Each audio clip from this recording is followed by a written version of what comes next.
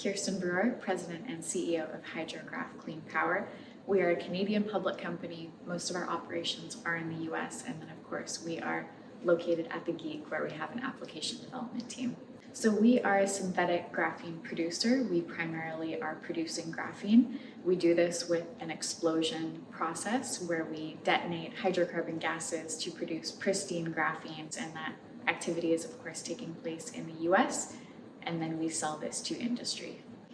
So I do have a background or a master's in materials engineering, but I think especially what's drawn me to graphene and this company specifically is it makes so much sense that as a nanomaterial that's just carbon, it will be the dominant nanomaterial, I think, in a new age of nanotechnology. And I think that if we think of our history as man, the ages of man have been defined by the materials that we use. And now that we're entering this new age that will be deeply impacted with nanomaterials, I do see graphene as the driving force. And so specific to HydroGraph, because we have a gas phase production process, it is inherently scalable. We are very happy now that we produce tonnage amounts.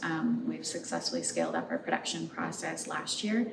We're continuing to build additional units and to further increase our production capacity. Very happy that we don't need a lot of our material to get this effect.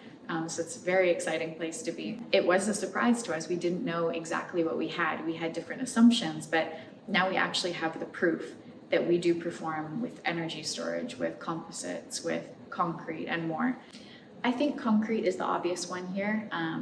It's such a massive carbon emitter that just putting a small amount of graphene into concrete, we can improve the strength by about 30%. So if you're going to look at the potential impact for reducing those carbon emissions, it's really massive. Graphene can go virtually anywhere. We're going to have taller buildings, faster cars, better computers, and I think we're really just scratching the surface. And if we're going to look at the environmental benefits, there's going to be a huge gain. Some people can misinterpret this industry as being competitive with each other, but I don't see it in that way at all. I think we are better and much, much stronger together.